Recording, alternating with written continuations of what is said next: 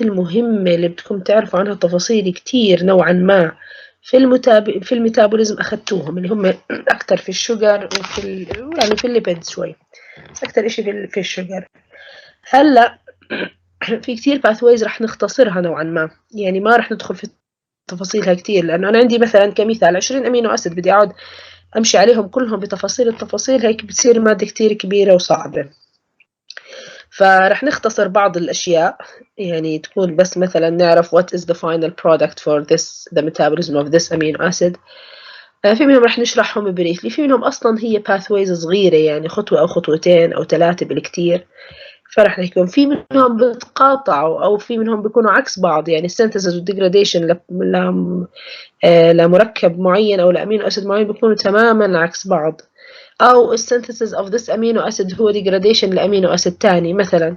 فهدول هيك يعني في أشياء حتلاحظوا إنها بتتكرر معنا، فهذا الإشي بثبت المعلومة وبسهل عليكم شوي، إنه بدل ما أنا بدي أدرس 20 ضرب 2، يعني واحدة degradation وواحدة synthesis 40 pathway، رح يقل عددهم كتير أقل من هيك.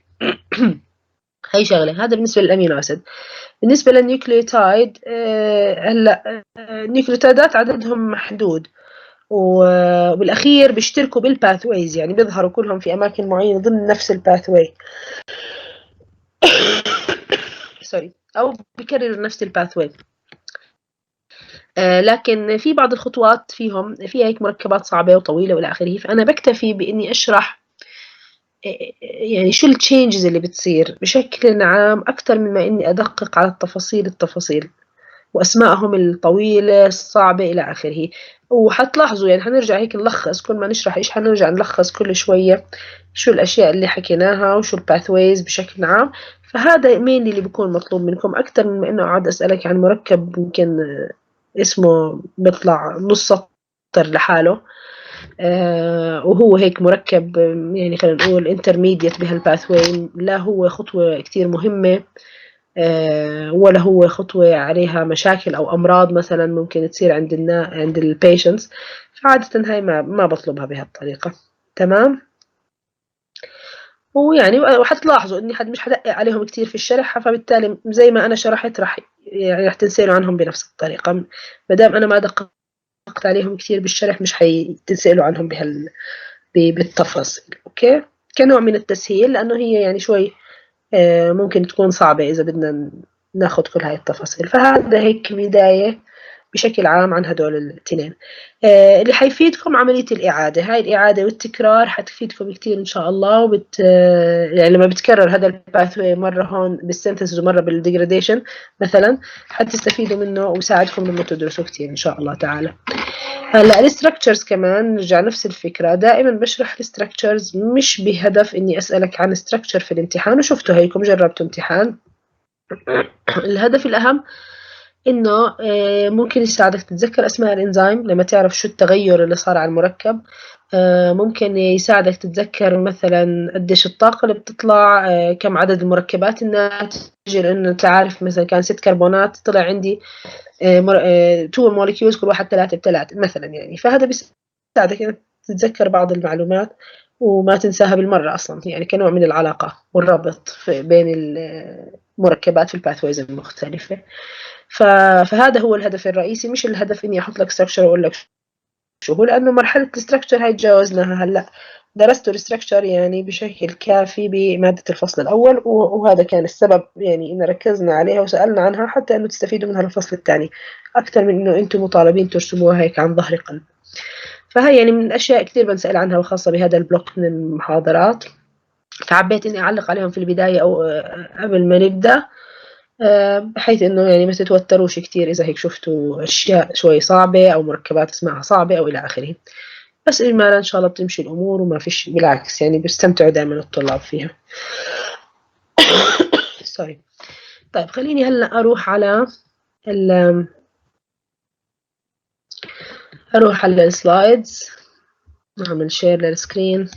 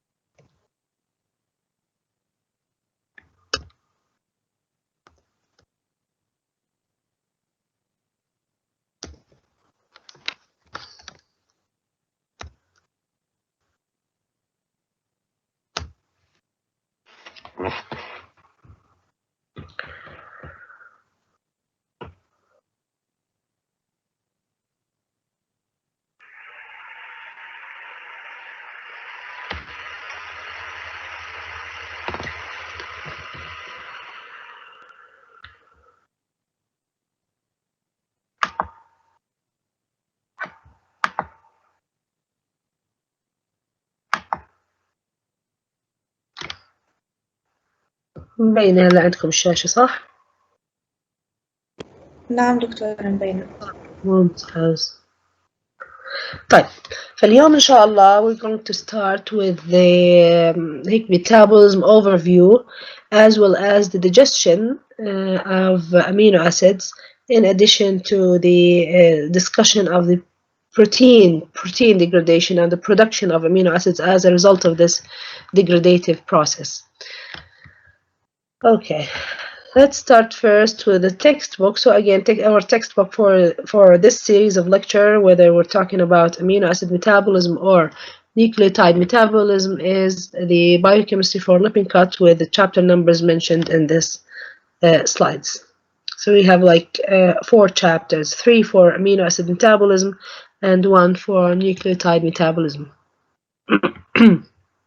So let's just review the amino acid structure before we start into details of or some overview of its metabolism. So remember, amino acid is a carbon molecule with a central carbon known as the alpha carbon, the black one, the black ball.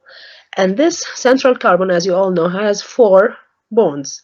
These 4 bonds are 1 amino group, 1 carboxyl group, 1 hydrogen, and an R group or a side chain that is different from one amino acid to another.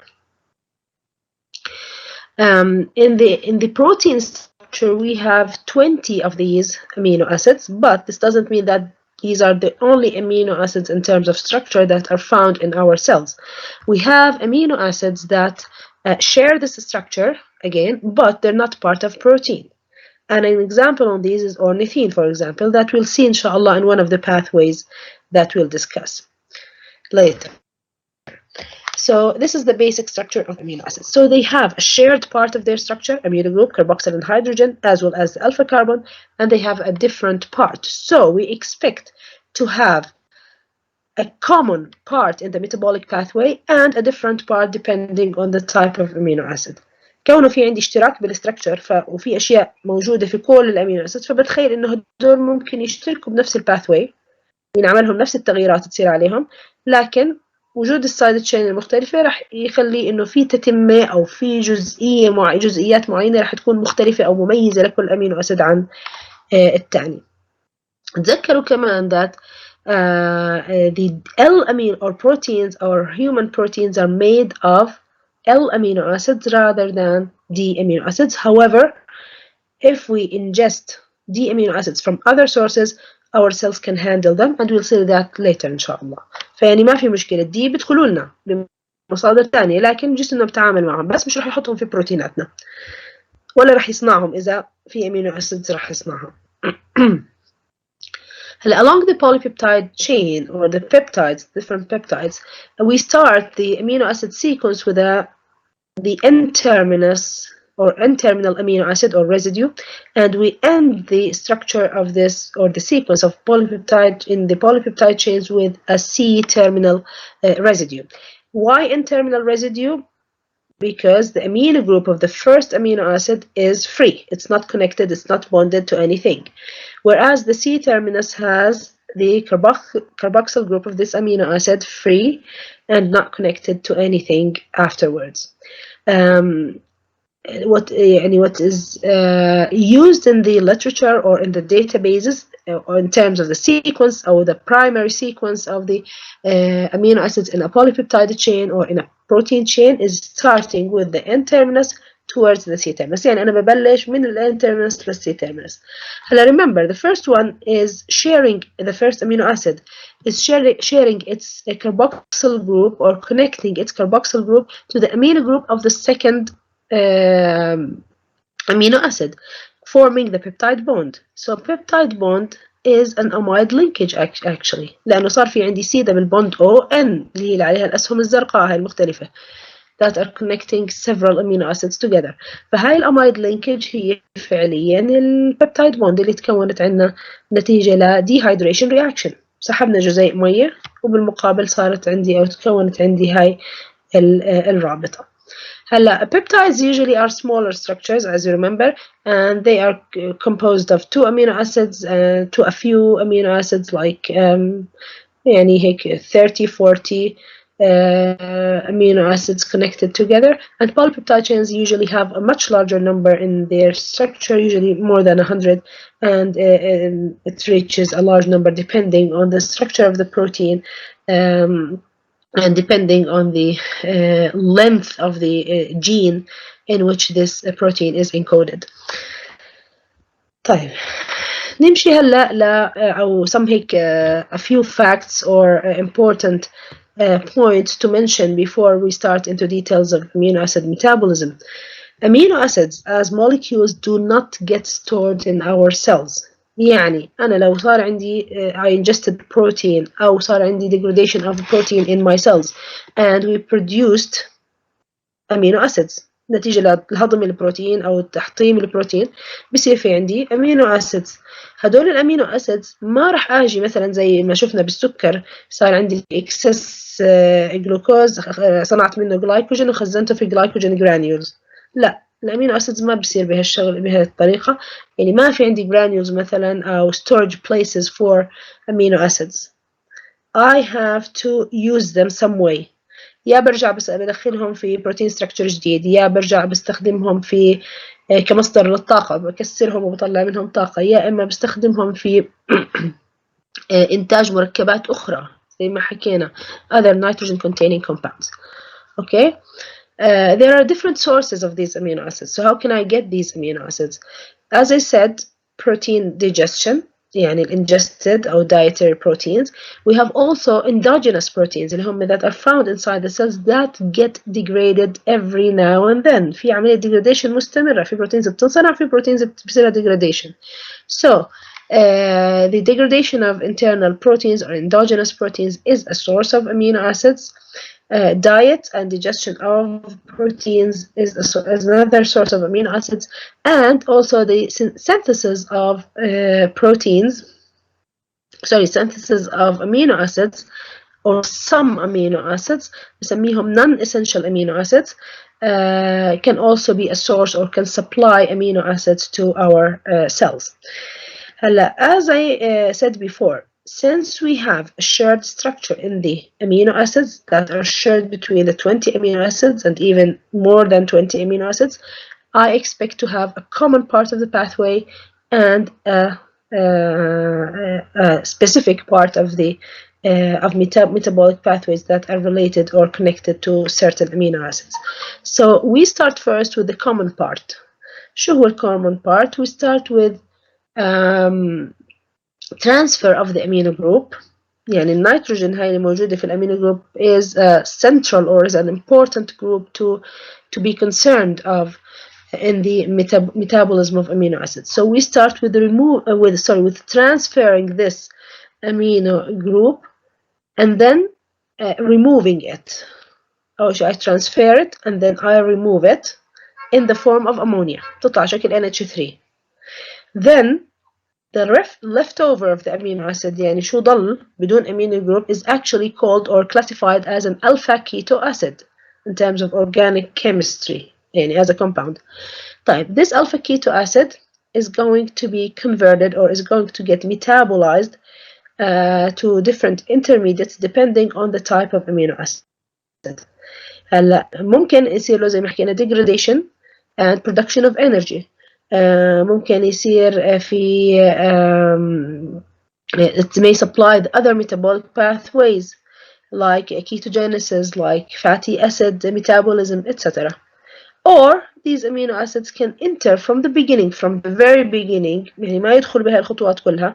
They can enter into the synthesis of other proteins or other nitrogen containing compounds. يعني إذا عندي 3 خيارات للأمينو أسيد، مجرد ما صار عندي supply من الأمينو أسيد كتير للخلايا راح يتوجهوا بثلاث. أول إشي option إذا محتاجهم أنا في البروتين بستخدمهم في تصنيع البروتين.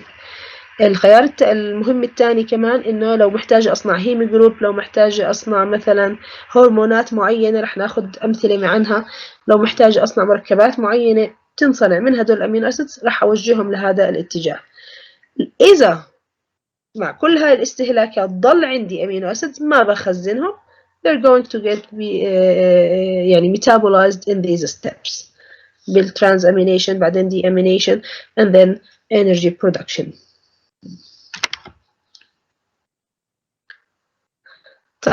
So we already mentioned some of the sources and the fates of amino acids, but let's just organize these again. So, for example, in a 70 kilogram man, there's about 12 kilograms of protein. هذا طبعا average و يعني general, but people may have more or less depending on other factors. الage إله دور, الgender إله دور, الweight إله دور, etc. So we have an amino acid pool in our cells. So amino acid pool, it has an input and output. يعني في sources that supply this amino acid pool, and there are fates or there are depletion pathways or depletion or consumption ways that use these amino acids. يعني في إشي بدخل وإشي عم بتطلع لهاي البول اللي شايفينها باللون الأزرق. في شيء عم بدخل إلها من فوق، في شيء عم بيطلع منها أو يستهلك منها. So the sources supply this pool. Okay. خلينا نشوف what are the sources. And this would maintain a constant amount of amino acids. Okay. لازم يكون في balance between these to maintain the balance of nitrogen. لأنه زي ما أنتم عارفين الأمينو acids they contain an amino group في البasic structure تبعهم، غير عن اللي في موجود بعضهم بالside chain. This amino group is a source of nitrogen. And this is an important point because some compounds, as we said before, get synthesized from these nitrogen containing compounds or amino acids. Sorry. So they're again a source of nitrogen. So we have to maintain this balance, because if this nitrogen is not maintained in balance, this would result in the overproduction of ammonia, اللي هي NH3. And ammonia is a toxic compound. يعني ما بصير يكون متواجد بكميات كبيرة في جسمي لأنه رح يعمل toxicity عالية. فبالتالي we have to maintain this balance between the input and output, or between the sources and fates of amino acids. So the sources of amino acids, as we said before, اللي هم endogenous proteins, once degraded, or degradation of endogenous proteins, digestion of exogenous proteins or dietary proteins, and also the synthesis of or de novo synthesis of non-essential amino acids. Okay. طيب خلينا نشوف what are the fates or depletion routes of the amino acids. So the amino acids are used or consumed either by the synthesis of body proteins. Once I use them or they become part of the protein, they're no longer amino acids. خلاص صاروا جزء من البروتين، فما بقدر أعتبرهم as single amino acids. So synthesis of body proteins, they can also be used for synthesis of nitrogen-containing compounds and small molecules of different functions, like hormones, like energy sources, etc. And they can also be converted and metabolized to produce energy, and they get metabolized into glucose, sorry, fatty acids, ketone bodies, etc. أو ممكن نعملهم complete degradation to CO2 and H2O and producing energy in this process as well. طيب خلينا نحكي عن different sources, starting with protein degradation اللي هو internal protein or endogenous protein degradation, and then digestion as sources of amino acids. So proteins in our cells and in our bodies, have like a life, عندهم حياة يعني معينة. They get synthesized and then they get degraded. And there is an activation of the synthetic process of proteins and also inhibition of this process. يعني في بعض البروتينز or some of them get synthesized all the time. I need them all the time to be active or to be on. فالجين تبعهم دائما active، أو المسنجر RNA بعد ما يصير له transcription it's always there, it doesn't get degraded يعني quickly, so they get synthesized all the time. Some proteins no, they get activated under certain conditions. يعني مثلا كمثال يعني بعض الهرمونات، مثلا بدي اخذ الانسولين في ناس بيعتبره بروتين، في ناس بيعتبره بيبتايد، بس anyways الانسولين بحتاج دائما يكون موجود؟ لا، under certain conditions. لما انا ماكله مثلا وجبه ولازم ينفرز الانسولين، معناته لازم يصير في له synthesis كمان، ف this gene is going to get on under certain conditions, whereas other proteins مثلا بحتاجهم بشكل مستمر مش بظروف معينه، هدول راح they get synthesized all the time. تمام، they're always active.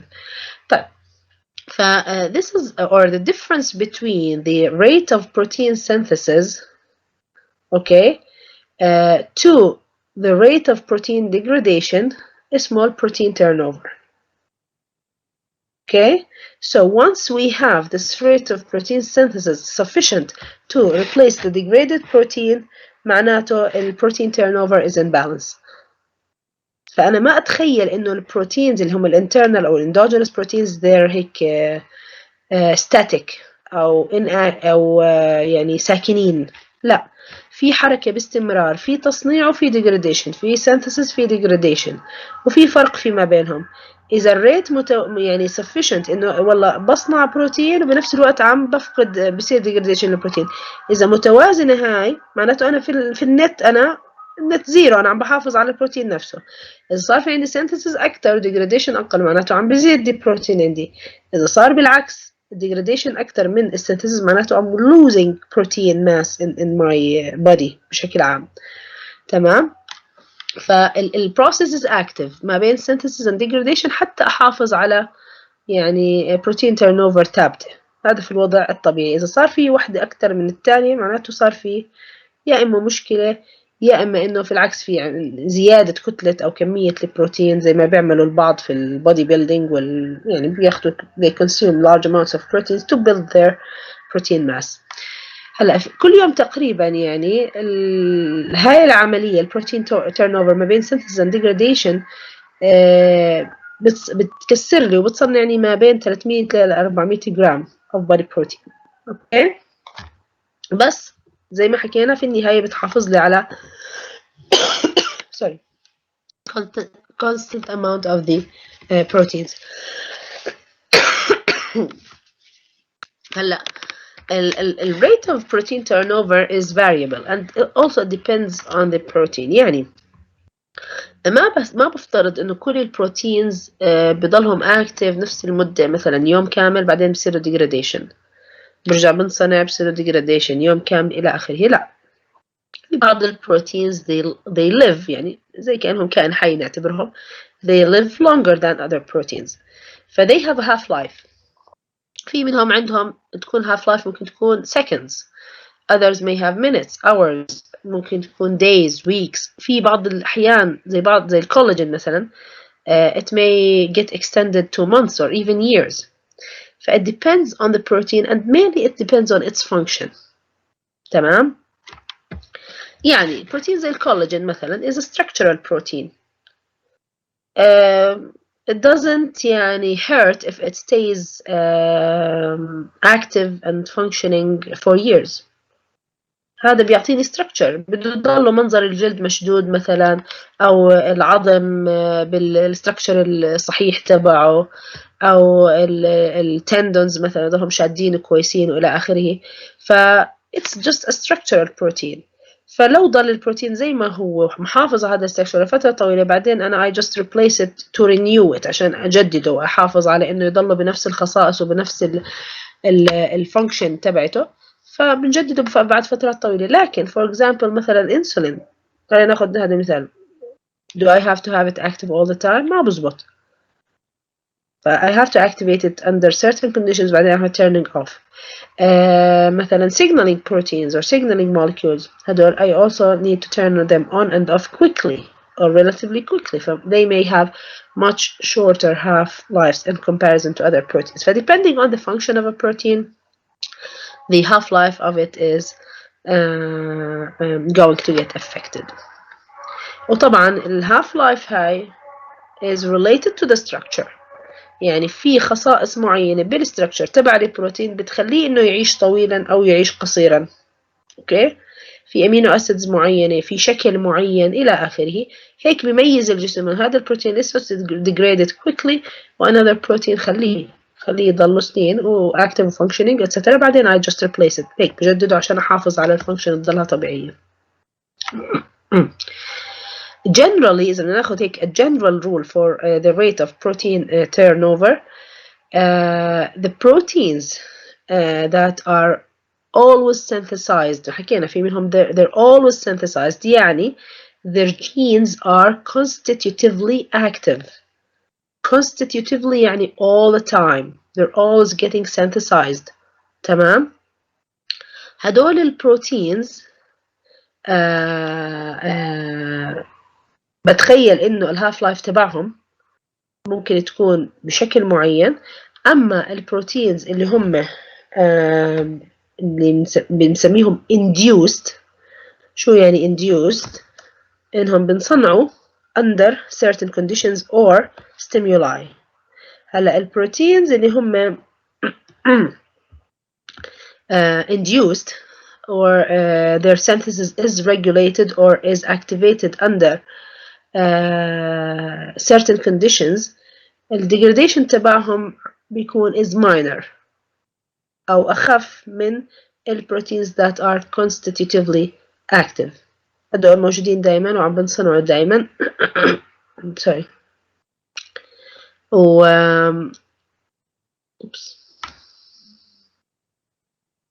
اوكي موجودين دائما وعم بنصنعوا بشكل مستمر عشان حاجة الخلية. فالديجراديشن تبعهم is selective and is controlled by this selective process. طيب نيجي هلا يعني نقدر هيك نصنفهم into two big categories: ال constitutively active proteins واللي هم induced expression proteins. نيجي هلا ل degradative pathways. How do we degrade proteins in our cells اللي هم ال endogenous proteins? There are two major pathways in which protein is degraded.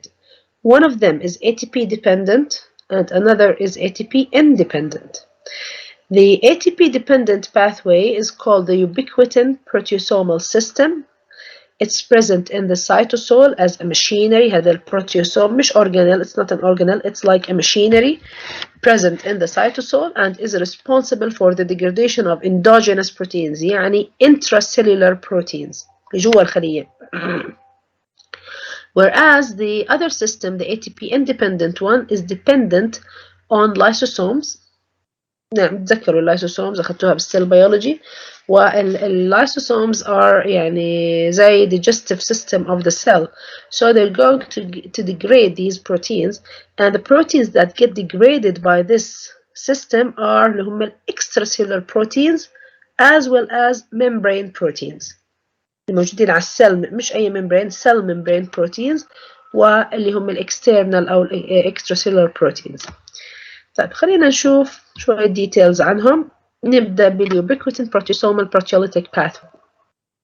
In this figure on the left بتشوفوا هيك شغلة هيك بال زي هيك grayish balls that form a barrel shaped structure. هذا البروتيوسوم، يعني هذا هو المكان اللي بيصير فيه عملية degradation of these proteins. طيب هلا أنا جوا الخلية عندي يعني كميات هائلة من البروتينات، وإشي بالسيتوسول، إشي بالميتوكوندريا، وإشي مش عارفة وين، وكلهم هدول إشي بيصيروا أو some of them are going to get degraded and some of them are going to stay.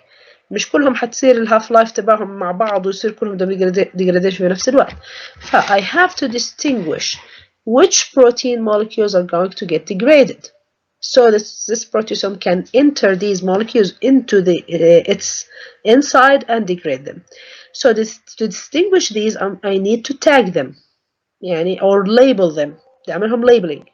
طيب how do I label this these proteins for degradation? By another small protein, small globular protein called ubiquitin اللي هو الأحمر بالصورة الكرات الحمراء الصغيرة هاي. فإذا الubiquitin small globular protein that is added to the protein to be degraded by an ATP dependent process. يعني عملية tagging or labeling needs energy. Okay. Once I have this protein اللي هو الأزرق هذا this is the protein to be degraded and the red one is the ubiquitin. لاحظوا إنه أنا I added more than one molecule of ubiquitin يعني polyubiquitination مش واحد أكثر من واحد. طيب once this protein is labeled it's going to get identified by the proteasome and get into the inside of it into the barrel shaped structure and inside the structure it gets إيش degraded. فنشوف أنا عاملة هون تتمة للموضوع. تمام.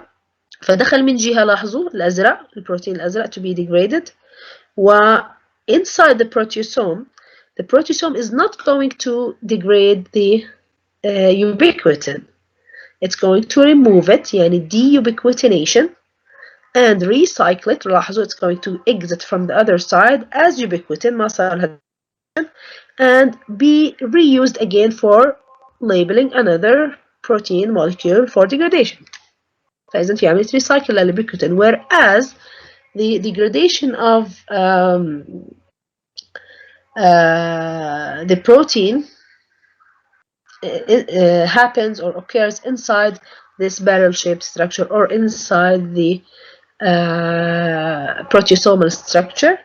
Inside this structure there would be hydrolytic enzymes that hydrolyze the peptide bond. تذكر هي أصلا البيبتايد بوند تكونت بالديهايدريشن رياكشن سحبت جزيء ماء عشان أكونها. هلا برجع بحط جزيء ماء من خلال هاي الانزيمز to break this peptide bond and this process does not require energy. يعني فعليا الطاقة أنا استخدمتها وين؟ في عملية polyubiquitination. تمام؟ لاحظوا كيف protein fragments are get released into the cytosol. طيب how about the other pathway, the ATP independent? Remember this one is responsible for degrading cell membrane proteins as well as extracellular proteins. فاللي بيصير كالآتي أي extracellular protein or membrane protein is going to get internalized by receptor mediated endocytosis. فمثلا لو كان extracellular protein لاحظوا كيف ارتبط ب on the cell membrane with the receptors بعدين invagination to the inside of the cell to form a vesicular structure in which this protein is found inside. This vesicular structure or this that contains the protein to be degraded is going to fuse with with lysosomes. Well, lysosome has an acidic environment, so inside this acidic environment what happens is شو اللي بيصير؟ there will be denaturation of the protein. صح؟ لأنه low pH denatures the protein يعني the protein is going to lose its 3D structure. طيب شو فائدة هذا الكلام؟ This would open the structure of the protein so the digestive enzymes of the lysosome can act on the peptide bond and digest this protein and breaking it down into smaller fragments or amino acids etc. Okay. هاي البروسيس ما بتعتمد على ال ATP ما بتحتاج ATP والانزيمز دول طبعا they need this acidic environment of the lysosome so that's why they're called acid hydrolases. يعني بيعملوا hydrolysis of the peptide bond and they act in acidic environment. طيب هلا زي ما حكينا في الubiquitin system ubiquitin proteasomal system we tagged proteins for degradation. Okay, sorry we tagged proteins for degradation by ubiquitin. تمام. طيب is this the only tagging way? The answer is no. There are several ways to tag proteins or to distinguish which protein is going to get degraded by either the ATP dependent or ATP independent. Another way to tag these proteins is by oxidation. This is another way to tag them and mark them for degradation. طيب شو اللي بأثر على الهاف لايف of the protein؟ حكينا احنا شوي عن هذا الموضوع وقلنا mainly the expression mode. The expression mode يعني whether it's constitutively active or induced expression. This would affect the half-life of a protein. طيب in terms of structure يعني شو الإشي اللي بالستركتشر تبع البروتين بيخلي الخلية تميز؟ هي كمان مش راح تميز هيك البروتيسوم مثلا اذا بحكي عن البروتيسوم انه والله هذا جاي من induced expression ولا جاي من constitutively active expression.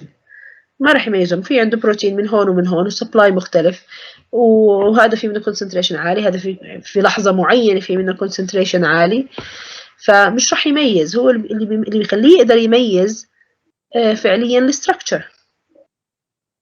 الستركتشر شو يعني الستركتشر؟ يعني شو هم الامينو اسيدز الموجودين فيه. تمام. specifically the amino acids that are found on the N terminus. شو هم؟ شو تركيبتهم؟ شو السيكونس تبعهم الى اخره. هلا خلينا ناخذ هيك examples عن بعض الامثله، مش مطلوب تحفظوها هاي الاكزامبلز بس عشان تعرفوا شو اللي بحكي عنه. فمثلا بعض البروتينز اللي وجدوا عندهم سيرين على الان تيرمينس لقوا انهم بيشتركوا بلونج هاف لايف او relatively long half life، مش كتير long يعني، بس اكثر من minutes و hours، فبتتجاوز اليوم خلينا نحكي تقريبا. في بعض البروتينز with aspartate on the N terminus وجدوا انه الهاف لايف تبعهم كتير قصيرة، it's like 3 minutes. في بعض البروتينز اللي لقوا مثلا عندهم sequences معينة مثلا برولين جلوتاميت سيرين ثريونين هيك PEST يعني اللي هم هذا ال one letter abbreviation PEST. هاي sequences موجودة على باتجاه ال N terminus لقوا انهم كمان لهم short half life they get rapidly degraded. كل فترة وفترة، ولو دورتوا بالليترشر دورتوا بالداتابيز حتلاقوا في كتير غير هدول أمثلة يعني على sequences معينة وجدت إنها مرتبطة بإيذر long half life or short half life، سواء لوجود أمينو أسيد معين أو sequences زي ما شفنا بالمثال الثالث. فهذا just for your information, just to know إنه يعني generally the sequence of the or the nature of the amino acid sequence on the N terminus affects the half life of a protein. طيب خلينا نيجي other source of proteins or amino acids اللي هو مين؟ dietary proteins. Dietary proteins or external proteins get consumed in the diet or we get them in the diet where there are variations يعني the amount of proteins consumed. فمثلا من في الأمريكان diet يعني generally they eat يعني خلينا نقول الناس اللي منهم مش vegetarian they eat lots of meat 70 to 100 grams per day. إحنا it's variable يعني depending on the individual. في ناس بياكلوا كميات لحوم كبيرة، في ناس هلا صار شوي ناس vegetarian، في ناس هلا عم sorry عم بيعملوا keto diets. فالكيتو diets mainly depends on proteins حتى يعني مش دائما نربط كمان الموضوع باللحوم، ممكن تاخذ يعني plant sources of proteins. المهم this is a variable amount depending on the individual. بس ما عندناش إحصائيات هون في الأردن قديش we consume protein per day يعني the average number. the proteins as you remember they're polymers of amino acids, so they're large molecules. Nothing would happen to them in the oral cavity in terms of digestion. ما في enzymes تقدر تعملهم digestion in the oral cavity. They're going to move to the stomach. In the stomach في عندنا مين؟ البيبسين. البيبسين is found in an inactive form, pepsinogen. It gets activated by the acidic environment or the HCl, hydrochloric acid, to pepsin, and it would start cutting some peptide bonds of the proteins. تمام؟ طيب هلا هذا الهيدروكلوريك acid as you remember is going to have several functions or several important aspects to act on proteins. فشو بيعملوا؟ أول إشي it's going to get the enzymes, digestive enzymes activated اللي هو البيبسينوجين يتحول لبيبسين from a proenzyme or inactive enzyme to an active enzyme. البيبسين. This is number one. Number two, it's going to denature these proteins. Denaturation زي دايما هيك كانوا يرسموا لك مثل شلت الصوف اللي كانت هيك compacted وبعدين صارت loose. once this structure is loose due to denaturation, these molecules of pepsin can enter in between the structure of the protein and start cutting or hydrolyzing some peptide bonds. Okay, فبصيروا هيك more vulnerable أو معرضين أكثر or more exposed to the digestive enzymes. الهدف الثالث أو الفانكشن الثالثة لل HCl is going to kill some bacteria. هلا إحنا بناكل أكل إلا ما يكون فيه مهما كان نظيف مثلا، وبالذات مع الجنك فود مش راح يكون كتير نظيف، ففي إلا ما يكون some bacteria, some pathogens, etc. So this acidic environment يعني is going to act as a protective mechanism to kill these bacteria and protect us from having diseases. عشان هيك تحمينا يعني. الهيدروكلوريك acid is a very strong acid، يعني لو اشتغلتوا عليه أو استعملتوه في الكيمستري لاب لازم تشتغل تحت الفيوم هود، ولازم تلبسي جلوفز، وإذا انكب على الجلوفز من فوقهم لازم تشلحهم مباشرة تغسل إيدك، يعني حارق جدا. فأسد قوي جدا، مع هيك سبحان الله it's present in our stomach and doesn't do harm، يعني بالعكس it has important functions. فال pH اللي بوصلها في المعدة it's around 2 to 3 وأقرب لل 2 أكثر يعني. ف very low pH very acidic environment. فلاحظوا يعني كافي إنها تعمل فعليا الفانكشنز اللي حكينا عنها. طيب هلا البيبسين it's a protease. شو يعني protease؟ يعني enzyme that hydrolyzes proteins. or بيسموه endopeptidase. endo يعني من جوا، وبيبتيديز يعني بيقطع البيبتايد بوند، أو بيقطع البيبتايد بوندز مش على التيرميناي، لا على الانترمينال، مش اللي أول ما بيجي بيمسكهم واحد ورا الثاني من رقم واحد لآخر واحد، لا بيقطع at specific positions in the inside أو internal peptide bonds. Okay, and it's acid stable because it's present as we said in the stomach. and بالعكس it has to be in the stomach, it has to function under these conditions، لأنه هي فعليا توصل للmaximal activity وللactivation state under this condition of low pH in the stomach. لو تحطها في مكان تاني مثلا، and this is what happens actually once we're done with the digestion in the stomach, it gets inactivated. يعني البيبسين gets activated in the acidic environment، بيبلش يشتغل على بعض البيبتايد bonds in the denatured protein digested in the denatured dietary proteins. بيعمل cutting or hydrolysis of some of the peptide bonds. Then this mixture of partially digested dietary proteins as well as enzymes نسميها chyme، كل هالخلطة هاي اللي صارت في المعدة is going to move to the small intestine. What happens in the small intestine is they're going to get exposed to another environment, different environment. ال pH كتير أعلى around 6. فإحنا بنحكي عن 10 أضعاف، نتذكر ال pH scale is a logarithmic scale، يعني 10,000 less or sorry 1 over 10 to the power 4 concentration of protons in the small intestine in comparison to the stomach. أقل منه يعني 1 إلى 10,000. فلاحظوا الفرق شاسع جدا. Under these conditions the pepsin is going to get inactivated. خلاص تنزل activity تبعته. تمام. But there are other digestive enzymes that are going to complete the digestive process in the small intestine. يعني البيبسين ما راح يقطع كل البيبتايد بونز اللي موجودة في الأمينو في البروتين.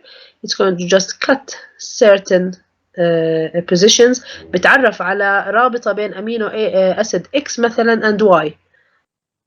فهاي الروابط اللي هي بتعرف عليها لما يلاقيهم بيعملهم كاتنج، الباقي ما بتعرف عليهم، مثلا بين واي وزد ما بتعرف عليها، فبالتالي ما رح يعملها كاتنج. طيب هلا in the small intestine in the duodenum there would be a release of other zymogens or proenzymes يعني inactive enzymes. These enzymes again are proteases. They're synthesized by the pancreatic enzymes, and they get released into the small intestine by the action of some hormones like cholecystokinin and other enzymes of the GI tract. Okay. هلا صار لهم ريليز و they have to be again proenzymes لأنه إذا كانوا active أصلا في البنكرياس they're going to start digesting the pancreatic enzyme, the pancreatic proteins themselves. So they have to get inactive. Once they reach the small intestine, they get released into the small intestine, they get activated. هلا هدول الانزيمز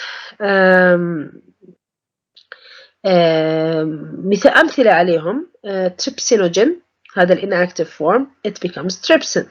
Chymotrypsinogen becomes active in the form of chymotrypsin etc. فبصير لهم عمليات activation ويبلشوا يعملوا الديجستن. ومرات بيصيروا هم يعني واحد ورا الثاني، واحد بيصير له activation بيصير ايش يعمل activation لغيره. تمام. فمثلا التريبسين هو is the common activator for all pancreatic zymogens. في غيرهم طبعا مش بس chymotrypsin، في هلا بنشوف بعض الامثله الثانيه بصيرهم كلهم ريليز وبصيرهم كلهم اكتيفيشن، فواحد بنشط الثاني، هذا عشان كمان ايش يسرع عمليه الاكتيفيشن والاستفاده من هدول الانزيمز. تمام. اوكي خلينا ناخذ بعض الامثله. حكينا التريبسين is the first one, the common activator of all of them, and then chymotrypsin اللي هو active form again, and inactive form chymotrypsinogen. The inactive trypsin is trypsinogen. We have another enzyme اسمه proelastase, and it becomes active into elastase. هذول الثلاثة trypsin, chymotrypsin and elastase بسميهم serine endopeptidases. endopeptidase صرنا عارفينها انهم بيعمل cutting of peptide bonds at an internal position، يعني ما بيعمل cutting على الاطراف على الانترمينس او على السي تيرمينس، بيعمل على الانترنال positions او اللي بالنص جايين. سيرين لانه بيستخدم السيرين امينو اسيد in the catalysis، يعني في الاكتيف سايت تبعه في سيرين امينو اسيد بيدخل في عمليه الكاتاليسيس. طيب في another two pancreatic enzymes، واحد اسمه بنفرجه على شكل again zymogens pro-carboxypeptidase A pro-carboxypeptidase B. They get activated into carboxypeptidase A and carboxypeptidase B. تمام. هاي التنين صاروا بالاكتيف فورم. لاحظوا الاسم carboxypeptidase، فبيشتغلوا فعليا على السي تيرمينس. تمام.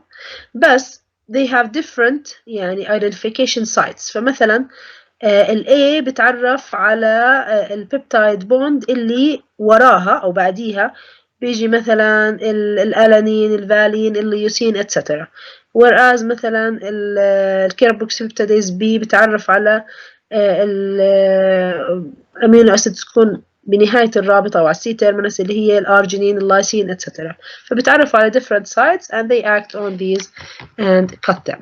طيب so far إحنا صار عندي endopeptidases and exopeptidases واشتغلنا بالنص وعلى السي تيرمينس. ضل عندي مين؟ ضل عندي الانترمينس. شو بدي أعمل فيها أو كيف how am I going to act on it? There is a special enzyme اسمه amino peptidase بيشتغل على الانترمس، بس هذا الانزيم it's not a pancreatic enzyme, it's an intestinal enzyme، يعني it's on the luminal side or the apical side of the intestinal cells protruding، بيطلع هيك باتجاه اللومن and it acts on the N-terminus of these polypeptides or ممكن يكونوا peptides or fragments really, during the digestion of proteins and peptides. طيب هلا احنا so far مع كل هالانزيمز اللي استخدمناهم we're having our protein degraded into amino acids, either free amino acids يعني amino acid لحاله او بالكتير di tripeptides يعني fragment فيها 2-3 amino acids. هذا اقصى حد موجود عندي أو أكبر حجم موجود عندي بعد كل هالعمليات الديجستشن. Now we want to absorb these amino acids حتى نستفيد منهم. مش رح يضلوا إذا ضلوا باللومن بيطلعوا هيك مع الفيسز، لا أنا بدي أعملهم عملية absorption. هلا عمليات الابsorption depends whether I'm having a free amino acid or di or tripeptides. If I'm talking about the free amino acids, they're going to get absorbed by a sodium-linked secondary transport system. تمام؟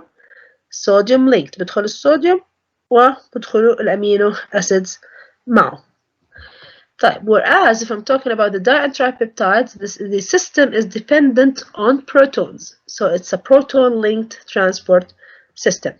طيب هلا اللي دخل as a free amino acid محلولة خلاص بيطلع من الجهة الثانية by a facilitated diffusion by a transporter that transported through facilitated diffusion on the basolateral surface of the intestinal cells, and it goes into they go into the portal vein or the portal circulation. طب how about the di and tripeptides? They cannot use the same transporter to exit into portal circulation, so they have to have the one or two peptide bonds hydrolyzed inside the intestinal cells. فبصيرهم hydrolysis بتكسروا into free amino acids, and then they can use again the same transporter through facilitated diffusion and get transported into the portal circulation. Okay. هلا once in the portal vein بيروحوا وين؟ على الليفر. في الليفر طبعا بيصير يعني نعرف في it's a check point في الليفر بشيك على كل شيء بيدخل الجسم مش بس الامينو اسيدز ولا البروتينز. و once they are fine الليفر ممكن يعملهم distribution أو it can send it to other sites, to other cells to be used by these cells. تمام؟ يعني بيدخل للجنرال circulation ساعتها. هلا ناخذ هيك clinical application عن عمليات digestion and of proteins and amino acids. مثال عليهم sorry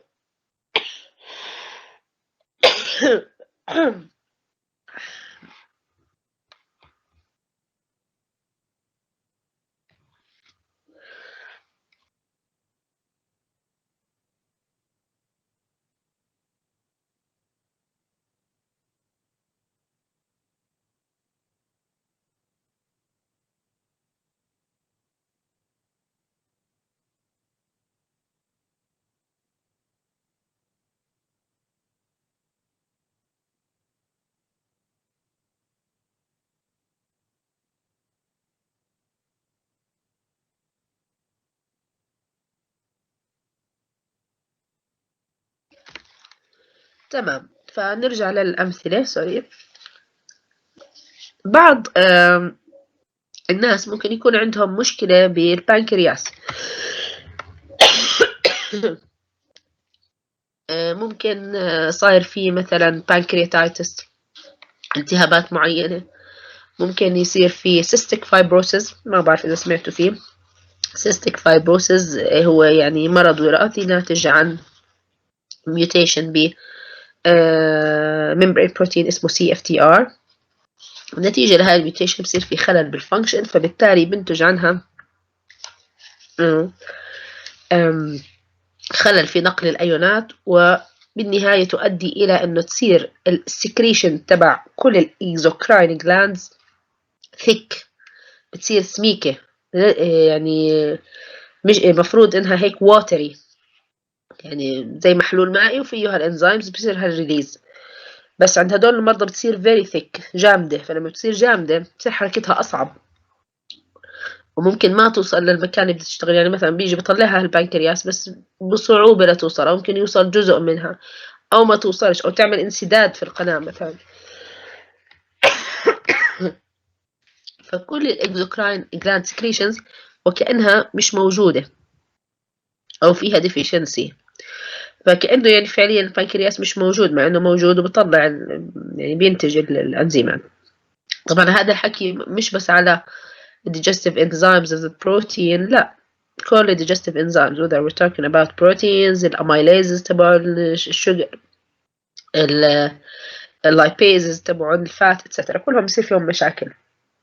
فبالتالي digestion of all types of molecules بصير عندهم مشكلة، وكأن الأنزيمات مش موجودة، أو إذا صار في شخص استؤصل إلى البنكرياس for some reason مثلا، أوكي، فبصير عنده هيك مشاكل وإجمالا incomplete digestion، وخاصة بالفات والبروتين لأنهم بيعتمدوا mainly على هاي الأنزيمات اللي جاية من البنكرياس. أما إذا بحكي عن شخص مثلا عن الكربوهيدرات ميتابوليزم، مايليز مثلا موجود في الأورال كافيتي، يعني شوي بيخفف هذا أو بيكون أهون، لكن برضه كمان بصير في خلل في الديجستشن أوف كربوهيدرات. فهدول الناس اللي زي هيك شو بصير عندهم؟ تظهر عندهم أعراض، بصير الليبيدز كونه ما عم بصير الديجستشن بصير يطلع بالفيسز، تمام؟ يعني سوري لما يفوتوا على الحمام بعد ما يخلصوا بصيروا يشوفوا زي نقط زيت على سطح المي اللي بالحمام. بلس انه راح يصير في كمان undigested protein in the feces. another application اللي هو celiac disease، او اللي يعني انتم مشهور كتير عندنا بالاوساط، هو حساسية القمح. حساسية القمح ناتجة عن يعني خلينا نقول immune response من الجسم لكومباوند موجود في القمح اسمه جلوتين، تمام؟ فاللي موجود بالقمح بس مش موجود بس بالقمح، موجود في كتير مصادر يعني أخرى زي القمح والشعير وغيرها. فمجرد ما هذا الشخص ياخذ الجلوتين راح يعمل عنده immune response. هذا immune response is going to damage small intestinal cells. فبتفقد الستركتشر المميز تبعها اللي هو هذا اللي الفيلاي اللي طالعه او المايكروفيلاي اللي عامله الستركتشر او السيرفس المتعرج، هذا اللي بيزيد مساحه السطح وبيعطي كفاءه احسن في الامتصاص، بصير املس بسبب الديستركشن. نتيجه لهالكلام شو بترتب؟ كل عمليات الابزوربشن اذا بنحكي عن بروتين ولا غير بروتين راح يصير فيها، او امينو اسيد طبعا ما بصير ابزوربشن للبروتين بشكل مباشر، فكل عمليات الابزوربشن لامينو اسيدز لشوجرز لفيتامينز لكل شيء بصير فيها مشاكل. فعشان هيك ببين هذا الشخص وكانه بنسميها الحالة عفوا مال ابزوربشن، يعني مشكلة او نقص في الابزوربشن. ببين هذا الشخص وكانه عنده سوء تغذية، يعني هو بتناول كل الغذاء متوازن وكويس ويحتوي على كل العناصر الغذائية، لكنه فعليا جسمه ما بوصله هذه العناصر الغذائية، تمام؟ فبصير عنده deficiencies لكتير اشياء. بيفحصوا فيتامين دي مثلا بيفحصوا فيتامين بي 12 deficiency، عناصر معينة املاح كذا في deficiencies. ليش؟ بسبب سوء الامتصاص.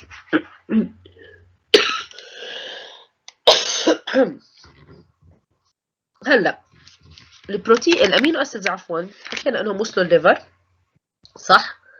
وبعد ما وصلوا الليفر وين بدهم يتحركوا؟ تشيك عليهم امورهم تمام. هلا انا بدي احركهم، ابلش اوزعهم، صح؟ لوين بدي اوزعهم على الخلايا المختلفه. هلا تركيز الامينو اسيدز جوا الخلايا كبير، ما هي مليانه بروتينات ومليانه فري امينو اسيدز سوري، حتى اللي داخله إلها عشان تستخدم في استعمالات مختلفة، فتركيزها عالي جدا جوا الخلايا. وفي الاكسترا سيلولار فلويد اللي هو عم بوصل من البلاد ستريم من جنرال سيركوليشن اقل بكتير. طب انا بدي احركهم من الاكسترا سيلولار فلويد الى داخل الخلايا عشان يستخدموا، يعني من لو كونسنتريشن لهاي كونسنتريشن يعني، تمام؟ فعشان هيك حتى تتم هذه البروسيس اللي هي بالنسبة ل concentration wise it's like against concentration gradient، بس أنا I have to move them to the cells to be used لأنه إذا ضلوا برا ما بيستخدموا. فعشان هيك في عندي different transport systems. كل transport system مختص بواحد أو مجموعة من الأمينو أسيدز، يعني مش كل الأمينو أسيدز بنتقلوا أو بتدخلوا للخلايا بنفس الترانسبورت سيستم. مثلا كمثال في عندنا ترانسبورت سيستم للتريبتوفان امينو اسيد and other neutral amino acids اللي هم ما عليهم شحنات، يعني ما عليهم negative or positive charges. في عندنا ترانسبورتر تاني اسمه كول يعني بنقل 4 amino acids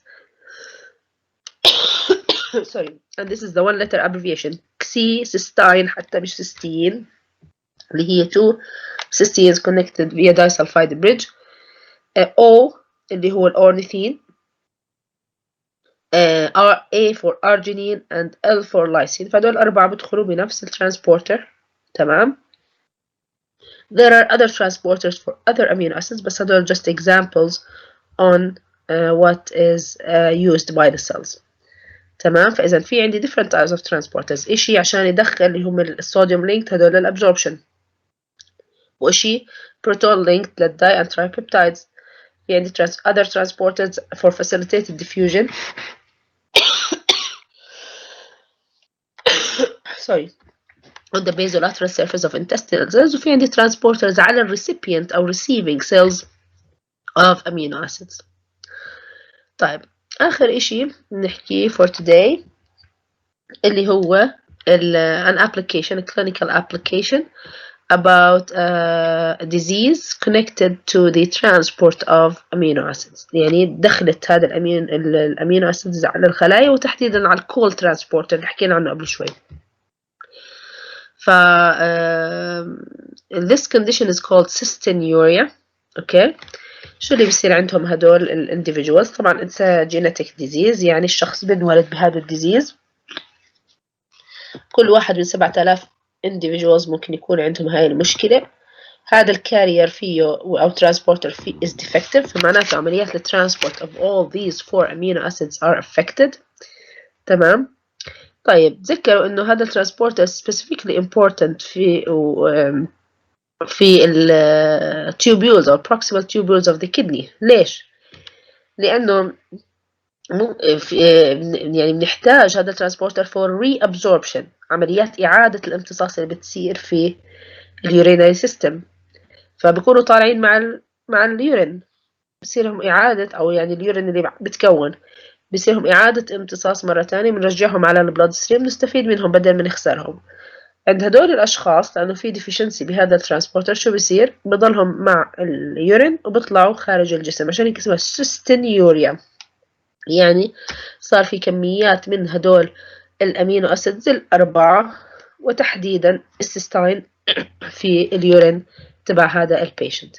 طيب شو بترتب على هالكلام؟ كونه اليورين فيه كمية كبيرة من هاي الأمينو أسيدز وخاصة السيستاين منهم، راح الكونسنتريشن العالي كيف لما بتعمل محلول over saturated شو ببلش يصير؟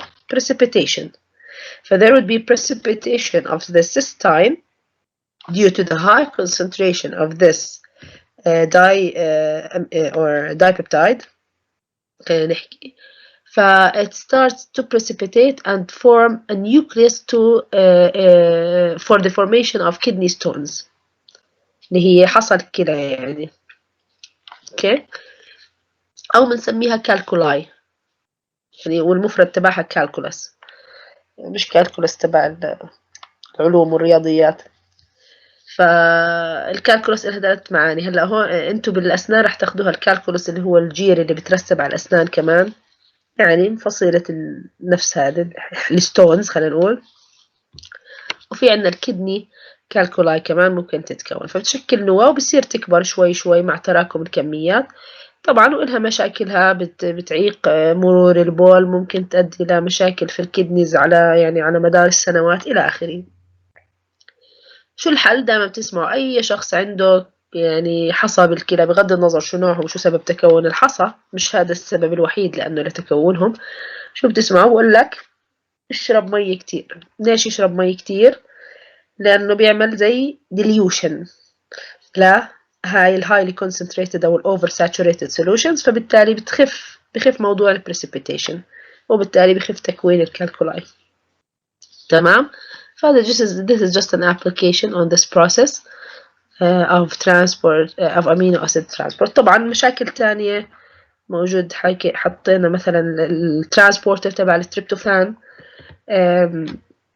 إذا صار في أي مشاكل genetic problems بيعمل أعراض dermatological على السكين، يعني neurological symptoms إلى آخره. تمام. that's all for the overview of amino acid metabolism and digestion degradation of proteins. وإن شاء الله المرة الجاي sorry بنبلش ببعض التفاصيل about the metabolism or degradation of the structure of amino acids، يعني ندخل عليهم هم as free molecules. كيف بتتم عملية تكسيرهم؟